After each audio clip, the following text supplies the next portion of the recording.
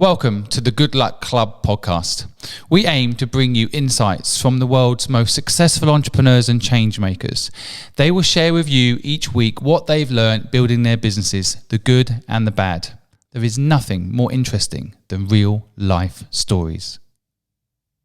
Welcome to this week's episode of the Good Luck Club podcast.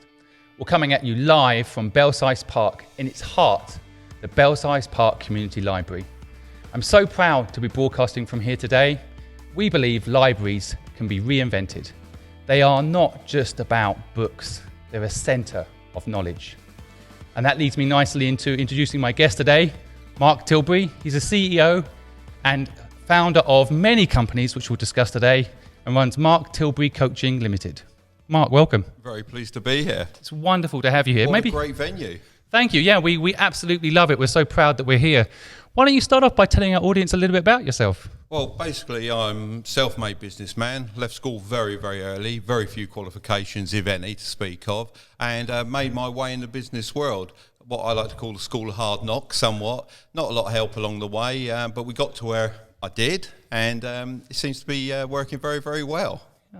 Well, just for my audience that aren't on TikTok, you have 3 million followers last time I looked. Absolutely amazing. And you have a massive fan base out there. So not only have you, of course, conquered the business world, looking back at your CV, which we'll talk during the podcast today, it's quite amazing how you've also managed to connect to the next generation of entrepreneurs and how you're helping them. It's really, really inspiring. So thanks for that. It's quite amazing, isn't it? 3 million people follow us for this. And it's... how can you comprehend that sort of number? I always think of, 100,000 being Wembley Stadium, and we're talking, so many more times that, 30 times that in people. I can't actually get my head around that. No, it's mind-blowing. Hopefully we're handing over some information that helps, particularly the youngsters of today, just inspires them to think a little bit more than the norm. Totally. Certainly something school isn't teaching them. Totally. Well, I know a lot about your background. I'm excited to introduce you more to our audience because I look at you like a more successful, more handsome version of me. It's really amazing what you've done. I can't argue with the handsome bit. Yeah, definitely. You left school the same and no help. I feel the same. I left at 15 years old. I no education and started a business, and so I love your story because I resonate with it. But I know that you've taken a different path. I know we have some different views on things. I'm excited to get into those details and debate some things to help people listening out there that want to start a business or want to know how to grow their business. So that's what we're all about, and I know that's what you're all about. Definitely, or even just grow their wealth because not business isn't for everyone, of course, and just growing their wealth and understanding how they can do that is also a key. So don't want to forget about people that don't want to just start a business, because there's two sides there. Yeah, I couldn't agree more. I think that's a good distinction. Well, maybe we could start off by just understanding you a little bit more. You could tell us how you define success. It's very hard to define success because it's different for different people. Some people will be saying, it's making £1 million. Some people will be saying it's making 30 million. Really, the money's got nothing to do with it. I would say success is being able to do on a day-to-day business what you want to do. So if some buddies of yours say, look, we've got some tickets to go and play at St George's Golf Course, for argument's sake, and you can say yes. Now, the answer I wouldn't want to give is I can't not go because I'm going to lose £200 by not working today. I would rather be in a situation where I can say, yes, I can. So it's a bit of a out of the matrix sort of thing. You're not cutting the 9 to 5. And success is not working all your weekdays and trading those days and your time just to have the weekend off. And when you're only getting 2 days off, you're not really able to recover in 2 days, ready for another week of work. So I think success is being able to break out of that norm that we're taught. Work Monday to Friday, have Saturday and Sunday off, and that's it. I think success has been able to break out of that. So many interesting elements to what you're talking about there. I think you're talking about freedom. I think ultimately it's about freedom, isn't it? And it's interesting because I think you break a lot of, I would say, norms in the psyche of entrepreneurship. First of all, I wouldn't, if you ask people, they wouldn't say that you would be a success on TikTok, for example. People would say, it's for young people, and so the fact that you've broken that stereotype of a successful entrepreneur on TikTok sharing that knowledge, I think smashes stereotypes. Equally, this point you're talking about here, just digging into it for a second, a lot of people when they start a business, and this is what we're about, helping people start businesses, the entrepreneur journey seems like, well, you'd have no life. You certainly can't go play golf, because not only could you lose £200, that day your company could have some serious problems if you're not at the helm, right? So it's interesting, because I feel like when you start a business, and you've done many, that actually it's quite hard to have that time to go play golf, right? Yeah, it's basically a trade, isn't it? I mean, when I left school at 16, I would say I probably worked maybe too hard up to about 30, maybe a little bit more than that. And it can break down your social network, which you really don't want to do, because your network, as you know, is your net worth. And trying to build that up again was for me very hard. So you can work too hard, but you've got to take opportunities when they come up, and you've got to be yes rather than no, and work out how you can do what you really want to do. I worked for a while, probably for the first 2 or 3 years, 7 days a week, and I literally mean 6 in the morning till 9 at night, 7 days. I had Christmas Day off, because there's no way I was going to get away with that with the wife lazy. or the family. Yeah, but I was still back in on Boxing Day, because we used to have to help people out with their model cars, because otherwise we'd have a queue a mile long outside the shop on the day after Boxing Day trying to start model engines up. So we'd go in, shop wasn't actually open, but we'd just be there helping them get their Christmas presents working, should we say, or helping them with them, and then I'd go home for a bit of tea. Yeah. But again, you're mentioning stuff here. I think it's important for people out there that are trying to grow their business and wondering why it's not growing. You know, sometimes it is a question of total dedication, isn't it? And getting your family on board. I mean, what was it like for your family when you say, look, I'll come back for Christmas Day, but then Boxing Day, sorry, I've got to get back to the office? Yeah, I think it's quite rough on them, really, to be honest. You don't see it because you're providing for them, and you can see the long-term goal to all of this, whereas sometimes your family can't. That's why family time to me now is so important. And obviously, you know, with the TikTok, I work with my son a lot, which, you know, brings me great pleasure, because, you know, if I didn't have that connection, you know, what's it all about? I mean, family ultimately is what it's all about, and I enjoy my family very much, and because we can have more time now, we love to ski together, and obviously we like to do the videoing together as well. Sure, yeah. Well, shout out to your son who's in the background filming you right now. Yeah, Mark Tilbury, he's filming at the moment, doing a little bit of a vlog on this for us. Right. So yeah, it's very good. He does a very, very good job. We all need a Curtis in our lives. I guess you know, you're mentioning their work-life balance to me. I mean, this question comes up a lot in from our listeners. But how what do you think about work-life balance and this concept of work-life balance? Well, up until I had a meeting, and it's been on my YouTubes, with Richard Branson a few years ago. I say a few years ago, probably 20 years ago now. And I was very surprised, because I didn't expect him to be there. I was teaching his son to fly model helicopters, and I arrived at the house. And I said, I was surprised to see you here, Richard. You know, it's you're a very busy man. He says, I have weekends off for my family. And, you know, that was a point where I probably, well, one of the points that switched me to going, well, actually, you know, family's important, so you've got to make that balance. And as you say, it is very hard. Sometimes you've got to commit. You've got to commit to being away for weeks. You've got to commit to 3 or 4 weeks of non-stop work.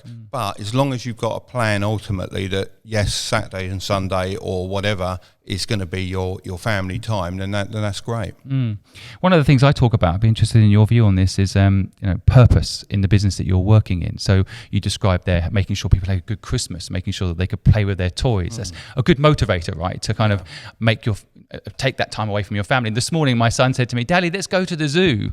And so, you know, I said, no, I'm going to interview this really interesting entrepreneur, and his insights are going to help people. And I think getting that purpose built into your life is something I really believe in. But what do you feel about that? Well, it's definitely, you've got to have a purpose to what you're doing. And at the end of the day, you know, as I always go back to family, you know, your family will dictate that. And as you say, you had to work today because it was all a planned thing. But you know that maybe tomorrow you've got a day off or an afternoon off, which, you know, sometimes for me that's better, because I can go and spend time with my family on a weekday when things are less busy, which is great. You know, me and Curtis love going to roller coaster parks, so Alton Towers and places like that, Thorpe Park, and you know, if we can go weekdays, game on. No queue. We're not queuing. No, we're not having to buy fast pass tickets. Yeah. So it's great. Yeah, I guess I love the way you talk about the freedom now of entrepreneurship. But let's go back to young Mark. When you started out, when I mean, first of all, you just mentioned there that you had a realization thanks to Richard Branson,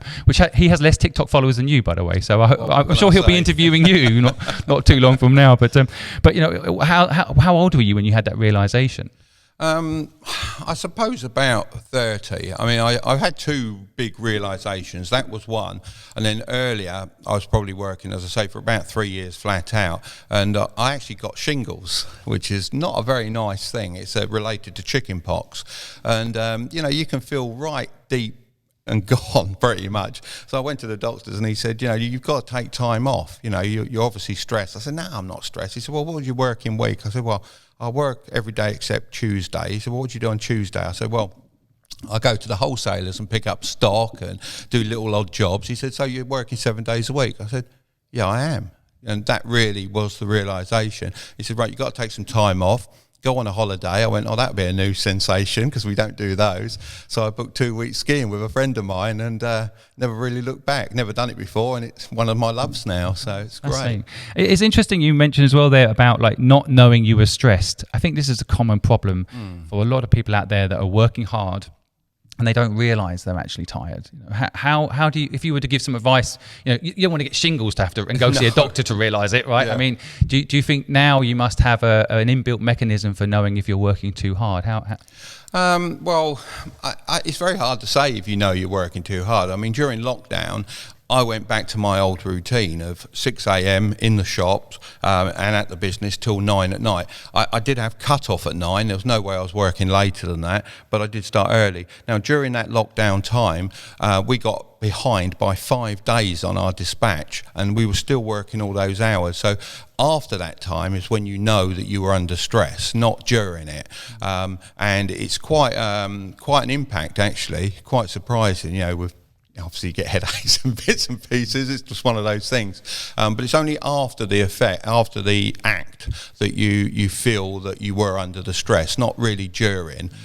So sometimes it's worth taking a step back. And that's why now I'd always say try and take at least a day off a week, at least. I know it's hard, particularly when you're starting out, but it's great for keeping your social network going, great for keeping your family together, and even if it's exercise, as I say, I play golf, I enjoy golf, it's a good walk, and it keeps me fit, or relatively anyway, and I think that's very important. It's a good lesson to learn as a business, and when you're in business there's always something to do, always, so the excuse that I've got this to do, I've got that to do, well, you'll still have that to do on Monday morning or Tuesday morning or whatever the day happens to be. So take that day, and that day can mean when you come back you can be so much better at that particular job anyway. So time out is good, without a doubt. You can work too hard.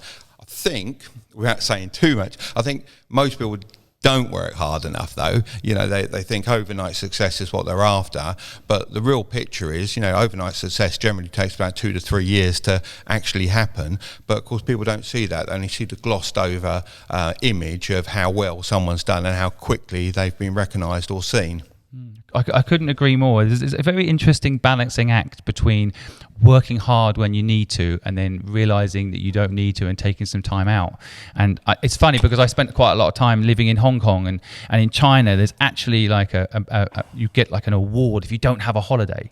It's almost like a badge of honor that you've not had a day off in 5 years. Someone said to me once, I've been working so hard on my business. Yeah. And I don't know how you feel about this, but I feel a lot of time when you have time out, actually it's when you have your best ideas for businesses and for the business. I would say so. I mean, some of the factories that I do business with in China, their dormitories for their work guys is right next to the factories. It's fairly typical of China. So what they'll do is they'll work, as you said, every single day. And they may well stop at 5, but that's just to have dinner, a little nap, and they'll go back in the evening. And they will work 7 days a week. And then when it comes to Chinese New Year, they'll go back to their families. Obviously, they've been ferrying the money back. They'll see their kids for the first time.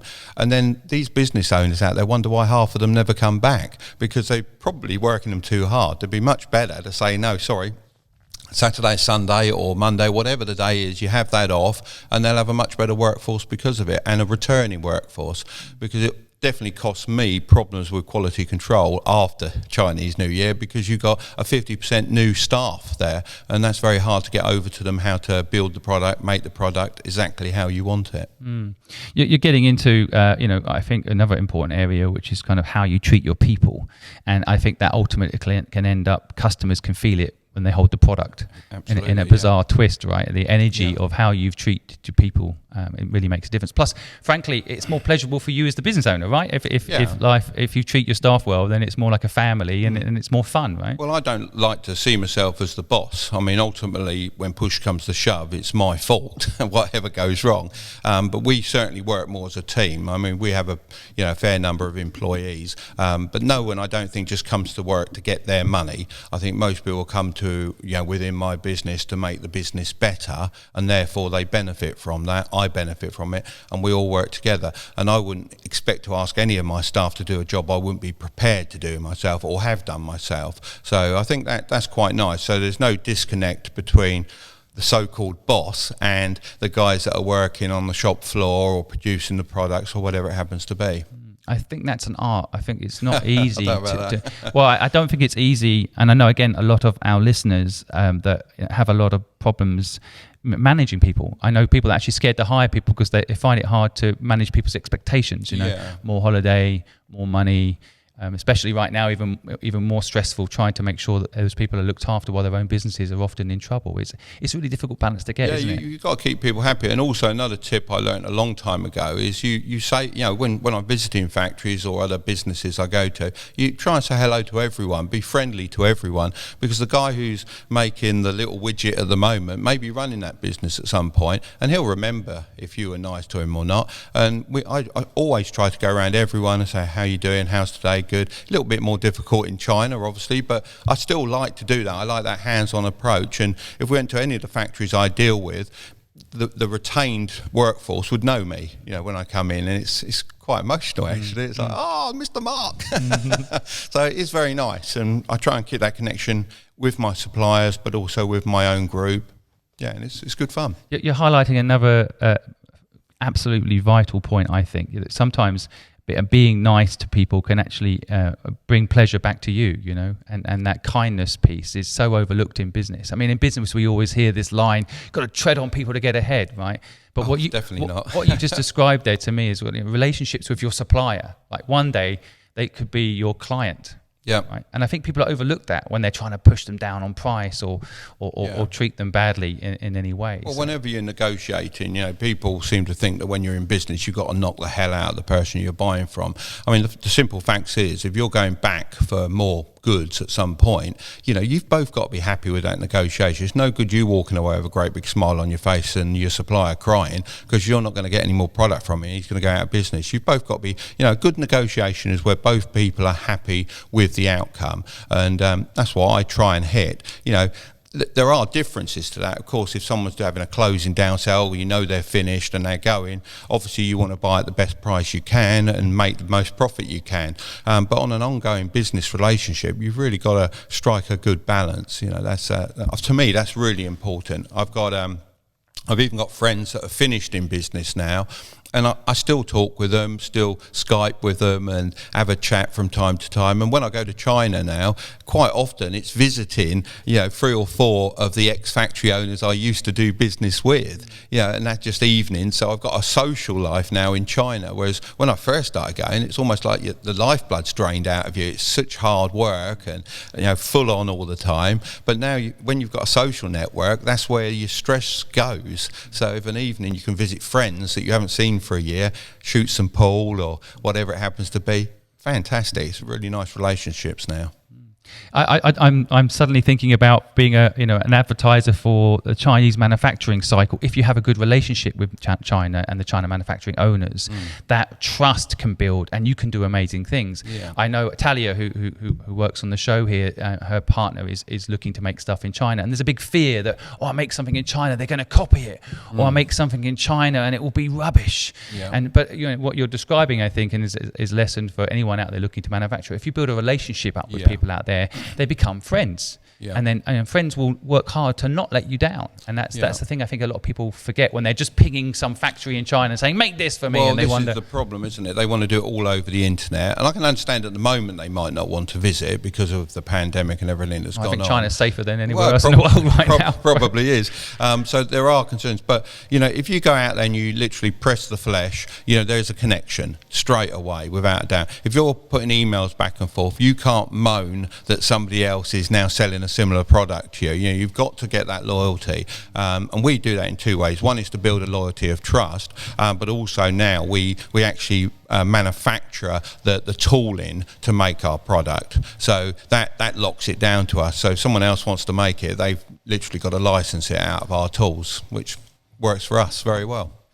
And when we're mentioning your business a few times to the audience here, how did this start, Mark? I know the story because I've watched you on TikTok talk about how you had a boss, he was a bully, you told him to stuff it, and you went and did your own business. But what about the nuance after that? How did you get this idea and maybe tell the audience what your business does? To be honest, I didn't tell my boss to stuff it. To be perfectly honest, that's my version of it. And what is quite interesting, I'm still friends with my boss from that company. In fact, he just bought a drone from me just recently, and I spent quite a few evenings around there flying it because he didn't have anything to do with lockdown going on. The business is finished now, but he's retired. It was actually the foreman that was the one that was the problem. And I'm not sure what that is. I mean, at the time, I just thought it was a bit picking on me, but maybe you could see that I was aiming towards his job or whatever it happened to be. There's multiple reasons. I've never been able to ask him. Often with bullying, it's that something to do with them personally anyway, right? Yeah, I think so. All in all, he's a nice chap, but it was just a little bit too much, and you have to make that step. And the reason I went into radio control models is because as a child, my dad did it, and he used to make all sorts of he still does, wonderful planes out of balsa wood, and we'd go to the flying field and see something that's taken 3-4 months to build that looks like an absolute work of art, and it flies. There's quite an inspirational thing there. And I started competing in radio control competitions at about 10 years old. Control line, which is flying on the wires. I won my first competition when I was about 7 at that. And they were so annoyed, the club. They changed the rules for the following year. So I couldn't win it after that because my model wasn't fast enough. But I sort of found a way round the current rules. And sometimes that's a trait from early on about thinking outside of the box. With that particular competition, you had a limited amount of fuel. Now, I couldn't afford the fast engines they were using, so my model was a lot slower, but they had to do a pit stop. What I did, I used a model which was, as I say, a lot slower, but I didn't need a pit stop. And I'd worked it out because I'd been flying on the school field, how long it took me to do the number of laps required. So it's just sometimes it is just thinking a little bit differently, isn't it? And disrupting even back then. I love it. And again, another important lesson there, like this line between breaking the rules and following the rules. Of course, yeah. And do you think how do you know when you shouldn't break a rule and when that rule's absolutely designed to be broken? I think if you've got a written rule, it's a written rule. If you're competing on a level playing field and it's a written rule, then that's the case. I mean, in this particular instance, they were running fast engines that needed a lot of fuel. Your only restriction on the class was the amount of fuel you could carry. So if you can run something that takes less, exactly that. And I think Peugeot did it with the 24-hour Le Mans because they brought in diesels, and it's the same thing. The diesel motors would run longer on the amount of fuel they had, so they ended up winning Le Mans for many years. So it's a similar thing, really. Same with the Formula One, but they seem to regulate everything so that no one can bend the rules and make their cars faster. I think everything's pretty heavily regulated. I used to race in car racing as well, and there was lots and lots of rules there, and there's lots of things you could do that you knew you could get away with if you wanted to, but that's not what I do. I'm all about looking at the rule book. Most people never even read a rule book, so if there is one, it doesn't matter if it's golf, if it's car racing, whatever, read the rule book. If you read the rules, you understand how everything works, and you can go, well, actually, I'm coming at this at a new angle. There's a different way to that, and I'm allowed to do it. Get on with it. I love it.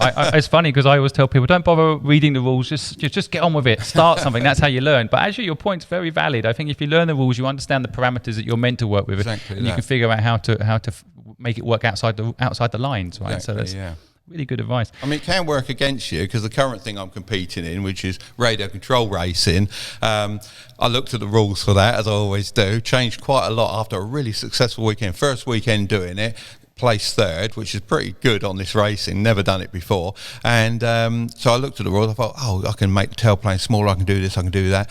Oh, next time I went, the models hardly flew, so that you can go too far. That's another good point. Sometimes I always think you have to ask if other people are actually reading the rules. Exactly. Not that I want to get political, but I don't think Trump is following the rules. So can you really win if he's not following the rules? Well, I guess not. So that's the other side of it, isn't it? Your competitor following the rules. Yeah. Right? Do you think, I mean, your business, touching on what it is there, but when you started it, so you had this hobby, which I think is actually a great way to start a business. You had this thing that you loved that you did with your father, and then how did that turn into a business? How did you start it? Well, everyone says obviously it's a passion-led business, but I don't really believe that. I mean, I would have done a business of some sort anyway, and you couldn't say what I do now with the TikTok and the YouTube is passion through knowing aeroplanes and models, so it's a different angle, so you can pivot to whatever you want to do. So I think that the thing was, I always differentiated between flying the models and enjoying myself operating them and competing all over the world, literally all over the world with helicopters, and I could distinguish the difference between that and actually physically being in business. But the nice thing with the business I was in, or still in, is that I really enjoy the products and using the products, so that's a win-win. But it doesn't mean that if that something's your passion and you follow your passion, that's going to be a living for you. You've got to try and make sure that it's a business and it's going to stand the test of time. Well, you mentioned at the beginning of the podcast that you're not just about people starting businesses; you're about people having financial independence, I guess. Yeah. So how do you marry the two? I mean, my view is it's very hard in a job, for example, to scale up to a point where you have freedom. Often you're selling time. I think you should be buying time. But what's your advice around that? Well, my advice around it is, work hard, but initially you've got to look at when you're leaving school, what are you going to do? I mean, I feel a lot of youngsters automatically go into university. Now, that could be pressure from parents, pressure from peers, pressure from the school, whatever it happens to be. If 50% of those people didn't go to university these days that don't need to go, that are just having 3-4 years off, racking up God knows how much in bills and debt, those are the future entrepreneurs, and I often feel they're going to university and they're having that beaten out of them. I mean, let's face it, when we're kids, if you've got hopes and dreams, how many times do your parents go, be realistic, you can't do that, you've got to get a proper job? That's constant from the time you're born through to leaving school, because you get it at school. And then by going to university, if you really don't know what you want to do at university, take a year off at least, do a dozen different jobs, see what you really like, see what's how you click, and then from that point on you can decide if you need to go or if you don't need to go. If you don't need to go, get on out there, get yourself a job, start putting some money by.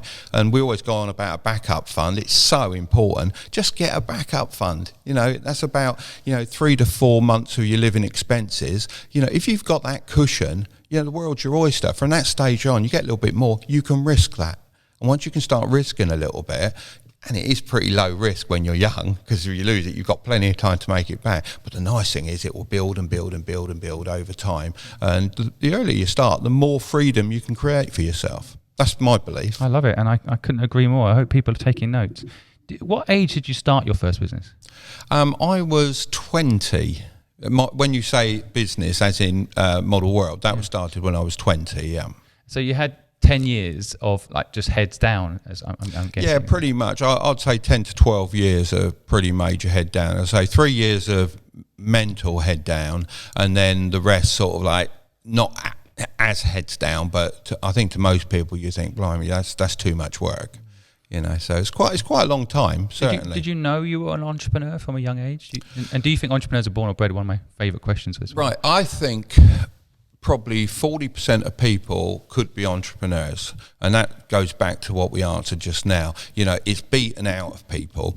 So you've got the people it's beaten out of, so that's quite a lot, but let's call it 10%. You've got 20% now going to university, so they're definitely going to have it beaten out of them because they're going for a high-profile job. And then you've got that 10% maybe left. So I think the figures for entrepreneurs are distorted a little bit. There's a lot more out there until it's beaten out of them. And I think it's in you to do it.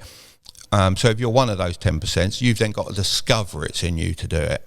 And I was doing all sorts of things, selling things when I was a kid. I mean, I used to go fishing at Dover. We used to catch so many mackerel. It was unbelievable. 200 plus mackerel. I don't know if you can even do that nowadays, that sort of volume. And that would be in a couple of hours. We'd put them into the ice boxes, take them back. I had this shopping trolley, and I used to put a green mat in the bottom, like the grass mat, bit of ice, all the fish. I used to walk around the estate selling fish, so not only did I go out and do what I enjoyed doing, I had a product I could sell. Now, the first lot was a disaster. We were selling 10 fish for £1. No one wanted it. So I had to rethink the whole business plan. So we cut it down to 5 fish for £1. I couldn't get enough of them. It was amazing. But people just didn't want 10 fish hanging around. Reframing you're talking about there, right? Exactly, it's just about reframing the proposition. Yeah, and it worked very, very well. So it was actually me and a good friend of mine who I'm still friends with. We just used to go around and sell these fish. Again, I don't know if people would accept that nowadays, but when you look back, it was only 35, 40 years ago. It's not actually that far ago. I think it's very relevant today as well. I mean, what you're also talking about there is practicing your craft, getting out there and trying. But it really worries me that 40% of people, and I actually agree with you that number is arbitrary, but I actually feel like that's a really quite hammer nail on the head thing. There's a lot more than you would think. A lot of people don't even realise it. You said it earlier, you're trapped in the matrix, or watch out, exactly how to wake people up. That's part of the reason I'm doing this podcast show, is in the hope that people realise that, if we can do it, anyone can do it. It's possible to do it. It's just a question of mindset, right? Yeah, exactly that. And understanding what you want to do, and also understanding the subject of what you want to do. I mean, we've just done this video on Amazon FBA, and to start with, I was looking at it, that's all a bit of Amazon know what they're doing. They're going to cream a lot off. But actually, it's opened my eyes, and I've talked to a young guy. He's only 19, and he's really, really switched on. Definitely going to be a multi-millionaire without a doubt. You look at him and go, that's a bit of me there, And he's working hard. So it's just discovering what you want to do, but also that the possibilities are there. They are there, and they're there more now, particularly, through lockdown and that. You might not have that job to just go into and be comfortable, and the comfortable side of it is the problem. You sit in that job and you think, oh right, not too bad, I'll buy myself a house, great, mortgage trap, that's it, that's almost game over, because then it's the kids and the family and so on and so on. So it's understanding that early enough to make a difference. Once you understand that, you can make that difference and you're away. It's interesting because I watching your stuff, which I absolutely love, I'm a big fan. As I mentioned off camera, there's a I thought we were going to disagree on this point you just mentioned, because the mortgage piece you just mentioned there, the mortgage trap. I have a big fear for young people around this. But I know you do. There's an instinct for people to get a mortgage when they're young, and as you know from my content, I really believe try to keep yourself free until you've discovered what it is you love to do. If you love what you do, and then you've got the money to get a mortgage, then so be it. But part of your financial freedom pitch, which I also can understand, is leverage the mortgage, leverage the low cost of borrowing money. Maybe you could elaborate on that. Well, particularly at the moment, I mean, interest rates are traditionally, they're lower than they've ever been, and obviously it's a good time to lock into a low interest mortgage. And if you can buy a property, let's face it, if you're at home, you can sponge off your parents, can't you? I mean, my son does. Why not? He loves living at home. He was up at 5 this morning coming with you to film, but I'm sure he's sponging. And he's got all his meals cooked for him. He's got all his washing done. Absolutely fantastic. But if he can then also buy himself a little house or an apartment, he can rent that out. You haven't got to buy a house to go and move into, and totally. if you buy it, rent it out, it's covering your mortgage pretty much, and you're starting to grow that wealth. And so I know you're a bit not in the buying houses sort of mode, but I've always been in the mode get the property, and you've secured another step on the ladder. But you're certainly right in don't do it if you can't afford to do it, because there are lots of hidden traps in buying property. I mean, sure as sure, something's going to go wrong. If you're not going to buy it for 7 years or more, don't bother, you might as well rent. But certainly there's a lot more in the way of bills, rates people forget about. They forget about so many different things. Really maintenance costs. Yeah, there's always going to be maintenance if you own a place, whereas obviously if you rent, you don't.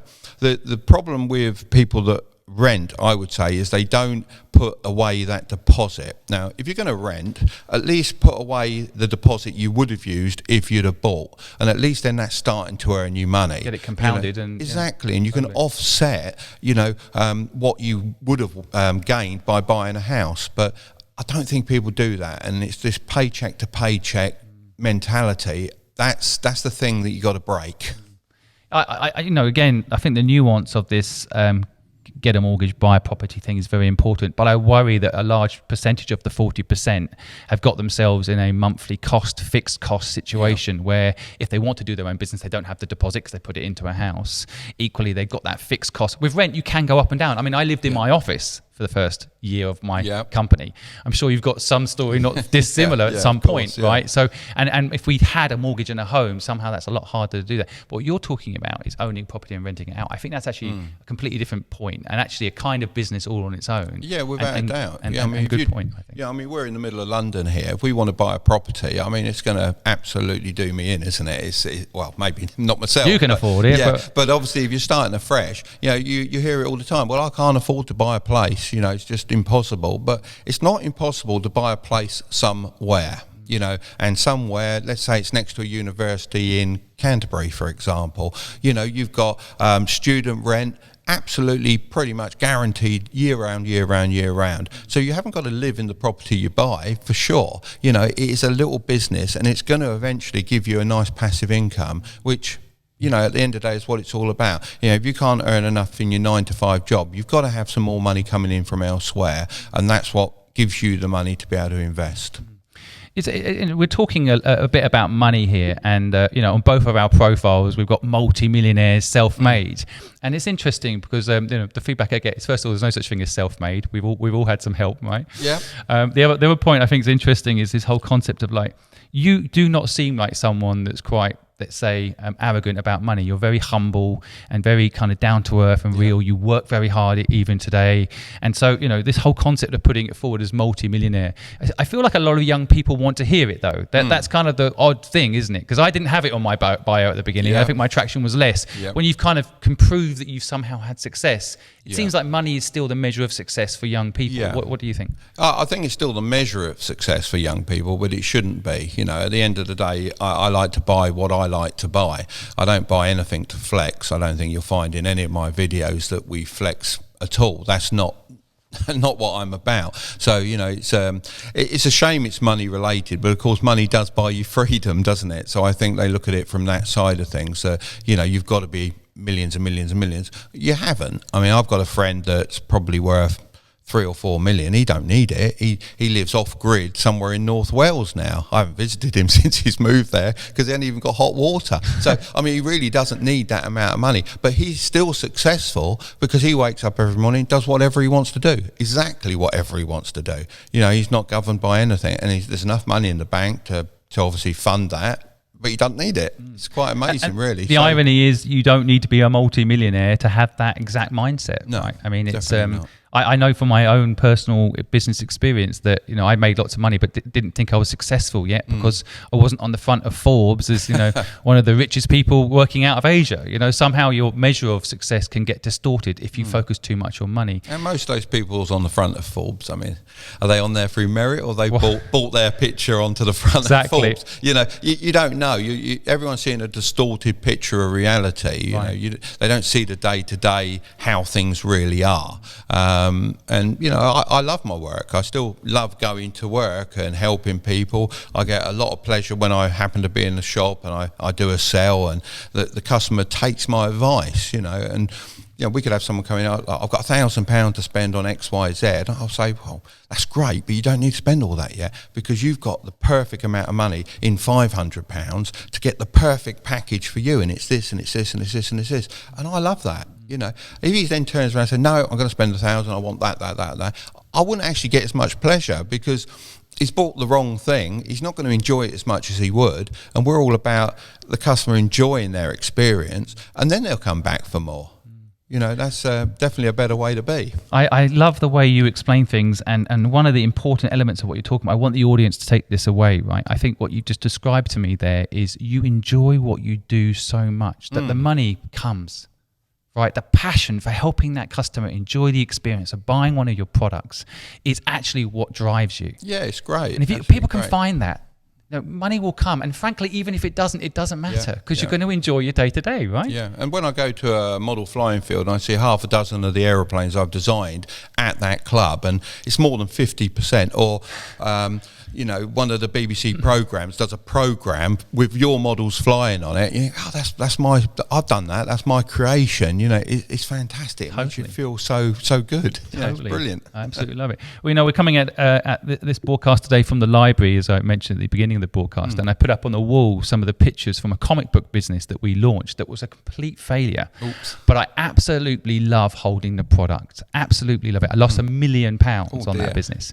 but I still love it because, like you're describing, and I want the audience to grasp the energy of this point, that if you enjoy your day to day and you build something you're proud of, as you said, 50% of the planes at this fair are yours. The BBC is talking about it. That is success, right? Yeah. And I think there's a saying that goes something like, do what you enjoy, which is slightly wrong. I think you should enjoy what you do. I know it's the same words, but it's in quite a contrast in the ways of saying it. If you can enjoy what you do, then you're going to be successful, as I say, whether that's in monetary terms, whether that's in life experience. If you enjoy what you do, you can go and enjoy it. If you do what you enjoy, quite soon you're not going to be enjoying what you enjoy doing. So you've got to enjoy every day if you can. We're not here for long, are we? So enjoy every day you can.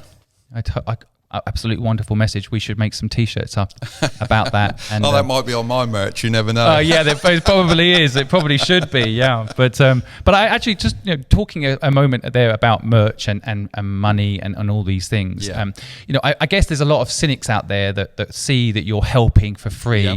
I'm also doing the same, by the way, and so I can talk about this, I guess, with a little bit behind the scenes knowledge that people don't believe that that's the case. They believe that you're after something. What do you think about this? Well, what struck me, myself and my son, when we go skiing, we have a table similar size to this. You're in a nice little chalet, you're all having dinner, and then people start asking for advice, and it's really quite strange. And my son said to me, look, you've got all this information and all this knowledge, and we're not really sharing it with many. We can share with the many rather than with the few. So that was sort of a bit of the thing that tripped this to start. And the problem is, and what we found on a lot of the messages was, this is really great because I've got no one to look up to or to inspire or to ask questions of. And that's something I took for granted when I was young. I had a really good guy, again, in the model club, and that's why it's good to be part of a society, because you can meet lots of people. And he was a self-made man. And he would give me snippets of information. It was almost like a drip feed. It was amazing. He didn't know he was mentoring me. I didn't know. He didn't know. It was just a real good relationship where he'll just drop me snippets of information. And youngsters don't seem to have that now. So that's what drives me. We don't make any money. We've got a few adverts on the YouTube. Now, there's two reasons for that. One is equipment does cost money, so I can't have it costing me. But you won't get pushed if you don't have the adverts on YouTube. So, you've got to get to that status, put a few adverts on, and then YouTube will get it out to more people. But no, there's no merchandise. We're doing it because we enjoy doing it. And referring back to what we said before, it gives me a buzz and gives me enjoyment. You can't buy that. And you're good at it. Thank you. It should be a government service, helping people right now who are out there unemployed, can't get a job coming out of university. I actually think it's really crucial right now that we help people. The government are broke and I'm currentently free, so right. Well, that's it. Yeah. But it's an interesting point about this, earning money thing. Now, I don't know. I don't want to lose my listeners on this because we're talking about coming out the other side where you've got financial freedom. And I know often when I say to people, don't worry about money. I had no money at 15 years old. My first 13 companies I started with no money at all. You know, money is not the barrier to starting a business. It is mindset. But I do feel like, you know, once you get to the other side, you realize even more so how unimportant money is. It can't buy you health. No. It can't buy you a relationship with your son. It can't buy anything other than time, right? So, exactly that. But I do wonder if, you know, the world's got a bit cynical. And I wonder, you know, we've been just talking about it now, just bringing it to the surface, that there are people out there that are willing to help you. I think you're one of them, Mark. I watch your content. But what's wrong with making money, however? You know, I think it's actually your point there about costing you money, the camera cost and all that. I actually think there's nothing wrong with YouTube ads and income coming in to help further boost your message out there. I feel like there's nothing wrong with that. Yeah, I think, you know, at the end of the day, you can earn from it, but, you know, there's too many out there that are earning their living from doing this sort of thing. That's where the cynical stuff comes from. I mean, if you've got a guru out there who's self-appointed and you dig a little bit deeper and you find, well, he's made no money from anything. He's never had a business. You know, he's surviving on all these courses he's selling, which aren't actually teaching you very much. Well, that's the people you should be skeptical of. I mean, anyone can look at my backstory. You know, it's true. Everything about me is true. Everything we say is true.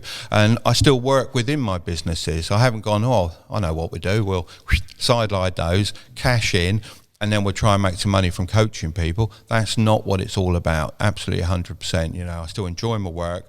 I enjoy helping people. I enjoy getting the messages back when people say you've changed my life, because, you know, this is why I believe on a lot of people. They know what they want to do. They've got the capability of doing what they want to do. They just need that reassuring, go on, there you go, mate. And wow, they found it. They've picked it up and they've realised that they've got that spirit in them to make a success. And we get those messages back. I mean, we've been doing this for about 5-6 months. And every day we get new messages back. I've said this story before. I've got a chap in Nigeria. You know, how do I reach someone in Nigeria from the UK? And he sent me a note saying he didn't know what to do. He'd saved up $100, which is not much, Mr. Mark, you know, but I've saved it. And obviously it's lots to him, ever such a lot out there. He said, I don't know what to do. And I said, well, when I was a youngster, people used to go door to door selling essentials. I said, no, I would say in an up and coming area that you've got there, that could be really good. He bought himself like they used to have at the cinemas, you know, for the ice cream. Made himself one of those up, loaded it up, sent me a picture, and he'd got in there toothpaste, he'd got shampoo, he'd got cleaning cloths, all this sort of essential stuff. He said, this is my second lot of stock, Mr. Mark. Thank you so much. I'm doing so well. It's my shop. And how brilliant is that? He's not going to stop at that, is he? The butterfly effect could literally be that one person then becomes president of that country, and then, you know, helps millions of people out of poverty. You know, it is meaningful. Yeah. And I mean, this is another side of it. Emotional, isn't it? No, I mean, it is, and I think it's actually, you know, a big driver. And I guess, you know, the whole balancing act of like capitalism versus, you know, just giving back and helping. It's really hard balance to get. But I do love the story, and I do love the point. I think as well, the other thing that's interesting, and you know, you should be very proud of the following you've built up on your social channels, and you've worked hard and given a lot to do that. But equally, I think people measure themselves by how many followers they got. I mean, even for me, my last video had 2,000 views, and someone said to me, oh, your video only had 2,000 views. But we know we helped 9 people start a business out of those 2,000 views. Yeah. And that's meaningful. That's the kick, isn't it? And so whether I could pay someone, you know, in some faraway land to send millions of views our way via some farming system on the dark web, you know, but that's not real, and that's not what matters, right? So for a lot of young people who will look at your following and say, wow, you know, it's an important message, right? Well, yeah, and I don't really get the following, as I said to you before. To comprehend the number of people that are following it's impossible to do. I mean, my son keeps saying to me, you know, like, you've got to comprehend this. This is lots of people. And I said, well, that's good. It's lots of people that we're reaching, and that's great. But I'm not going to measure my day-to-day success on how many people are following me. You know, I can enjoy my life in lots of other ways than that. That's true. Well, what I find interesting about the TikTok algorithm in particular is your haters can make you popular. Everyone can make you popular, can't they? I mean, there's lots of different ways to put your popularity up. It's interesting, though, because actually when people make negative comments about you, ironically, that helps the algorithm push your message more, and then they get it again because they made a comment on your post. So you can't argue with them. I mean, the trouble with arguing with the so-called hate, I mean, we get very, very few. It's absolutely amazing, really, but we made a decision, we don't need to fight that battle. It's a battle you could possibly win, but it's not a war that you'll win. There's no point. I have seen you fight one, and I loved it. By the way, not too many. I actually do. I see them as undecided voters. Yeah, possibly. A lot of the time, if you have a conversation and you say to them, as you said earlier, quite rightly, check my backstory. Look, I'm credible. I'm not trying to sell you anything. Even if I try to sell you something, actually, I've done it, so I could actually genuinely bring you value. Even if it's just wearing a T-shirt with a psychological message on it that reminds you every day to kind of go for it, right? So, but it is interesting. I think that the hater side is sometimes, you have fought back. I saw one in particular where someone did a duet with you and was like, who is this guy with his millions of followers? Oh, it really scares me, but you did push back, and I liked it. That particular one, that guy sells his time for about £200 an hour on a phone call, telling them how to run their business, how to move up the ladder and this sort of thing. So I found it quite funny that he would criticise us for doing something for free, and maybe it's the fact that we're doing it for free, maybe it's cutting down his customer base. I don't know, but he was quite angry, wasn't he? He was quite angry. But I think we fought it quite well. I think you did a really good job. And this is what I actually love about even now. I mean, you've got this huge popularity, but you respond to people. You actually engage. And I can tell that's because you enjoy it. Of course. And that's actually really unique, isn't it? I think in the social media world today, I feel a lot of people are just leveraging social media to make themselves money and more famous. Yeah. And it's so nice and refreshing to have someone on there. Well, I'm not after any fame. And my son will back me up on that. It's nothing to do with fame or being recognised. In fact, you can leave that alone. I'm after the stories that come back to say, this has really helped. That's what I'm after. I've made this, I've done that, I've changed my life. That's what I'm after. And if that happens, as you say, 9 times from a video or once, it doesn't matter. That life has been changed, and hopefully everything for the better, and makes me happy. And were your parents entrepreneurs? No, definitely not. No.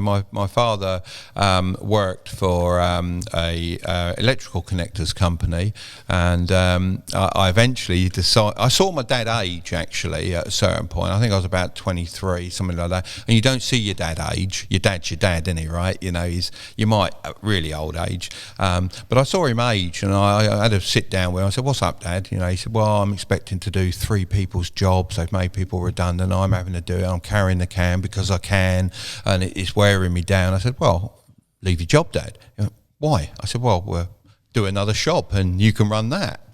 And he went, "You know what? That sounds like a good idea." So he quit his job. We opened a shop in Ashford, and he ran that till the day he retired, and absolutely loved every day of working there. What a beautiful story. That's all right, isn't it? I forget about that. I think that's actually what you'd call a steal, that one, because I don't think I've used that one. I like it. And, some cynics, I can hear the comments already. Oh, cheap labour. It definitely wasn't cheap labour. It wasn't cheap labour. Definitely not. And for your son today, of course, who is helping you with all your social media stuff, is his path entrepreneurship? Oh, definitely, yeah. I mean, he's again. You sit down, you have a discussion, don't you? When he got to the age of going to university, every single one of his peers was going to university, every one of them. And for him not to, the school questioned that quite heavily. But it's his choice. I want him to be doing something he enjoys, and he did YouTube from about probably 12. He used to do his magic tricks on there. I used to be in some of them, riding carts around and all sorts. And he enjoyed that, and we looked at it and worked out that if he goes to university to follow his filming and his video career, he's going to come out the other end probably a bit beaten up from it, not really learning very much, because he's very talented at what he does, and having about £50,000 worth of debt around his neck. I mean, how is that a start for the youth of today? I know, couldn't agree more. It's no good. If you've got to be a doctor or a lawyer or whatever you have to go to university for, and you've definitely got opportunities and positions after you've got your degree, of course that is the right decision for you. But if you haven't, just because you got a degree, that don't give you a job. It's just a piece of paper, and it's not necessarily worth £50,000. Again, I couldn't agree with you more. And I wish, and the listeners out there that are at university or think of going to university, it does work for some people, I guess. If you want to be a doctor, Definitely. you want to be a lawyer, maybe you need these qualifications, as you can't go into these ecosystems. But what you're talking about, I think, is so, if you've got £50,000 to spend on university, or you're willing to get into debt, put that into business. You'll learn everything you were going to learn in 4 years. You'll learn in 6 months. Absolutely. And probably in real time is much better than retrospective, looking back at, for example, even business schools to me are kind of a con. They're behind the curve. They are. They're giving you what happened in 2000 with the .com. I've sat in, I've lectured at some of these things, and they're telling you what happened in 2000, how this company failed, how that company failed. Like you say, quite often, 9 out of 10 people come out of business school don't start a business. No. It's being completely knocked out of them. Like, my gosh, that's risky. Why would I do that? Exactly. And so, I think it's a good message, and I'm glad we're both trying to drum it home, because I think for a lot of people, that 40% you mentioned earlier, they can unplug from the matrix and enjoy their day-to-day, go out there and build something, and at least, like you say, build financial freedom by thinking outside the lines. Yeah, and I think also people shouldn't knock the trades either. I mean, people moan that an electrician costs a fortune and a plumber costs a fortune. Well, of course they do. There's very few of them, so they can demand a massive price. Now, those people that really shouldn't be going to university, if they took up some of these trades, they're not going to be doing the trade for long, are they? That may be 3 years, 4 years. They're going to be running that company, their own company, with people beneath them, because they're intelligent people. Don't knock the trades. You can learn a lot about life, and eventually you'll run the business. If I was still a carpenter and joiner and cabinet maker, there's no way I'd be probably bashing the stuff together. I'd have climbed the ladder. I'd be up in the office or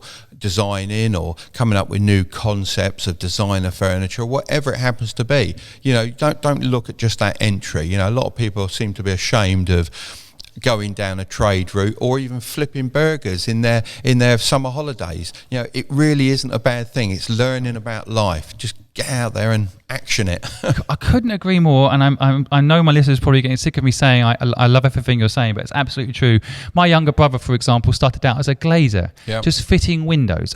Incredibly hard job, I would like to say. In December, fitting windows, no fun at all. Now owns the largest glazing company in East Anglia, and he knows what it's like to be those guys out fitting windows and fixing shop windows that are broken on a Saturday night, at 3 a.m. He's done it, he knows, and so he can empathise with his workforce, and he can understand the nuances of the industry like no one else can. And many people have come along with their big, cash injections trying to compete with him, and he's won every time because he understands the trade.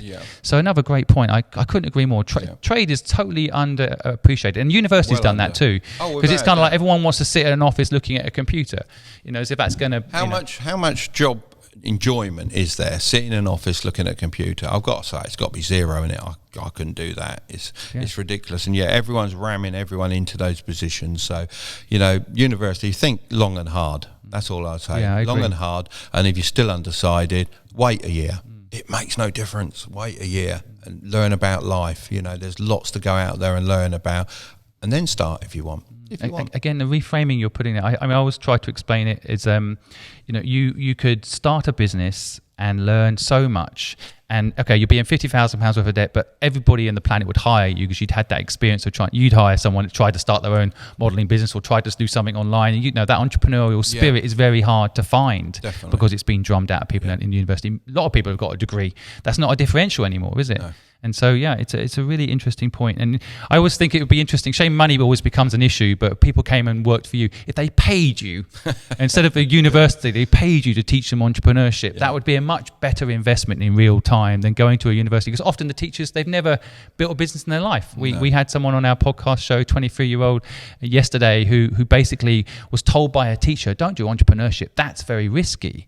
I actually think it's the opposite. I think getting a job can be risky because you're not necessarily in control of when you get fired and when you get promoted and when you get a salary increase. You're not in control of any of those things. You've got zero control, haven't you? But there is an age-old saying, isn't there? Those that do, and those that don't teach. And that's not to knock teachers, because we need teachers without a doubt, but certainly they shouldn't be knocking out entrepreneurial spirit. They should be, patting you on the head and saying, you never know, that could be for you. I see the traits the teachers see the traits you've got. They should be able to see that you've got that little bit in you, and they should say, well, actually, you're a bit different. You could actually be the next Richard Branson. Yeah, well, I'd love it if teachers listen to that, because I agree, we need teachers. I have a lot of respect for teachers. I know you just said it yourself, but I do think sometimes they step outside of their zone and start giving advice. There was recently a story in The Sun of a 7-year-old kid who started selling sweets at school, and he got expelled. Yeah. He got expelled. That was the story. How mad is that?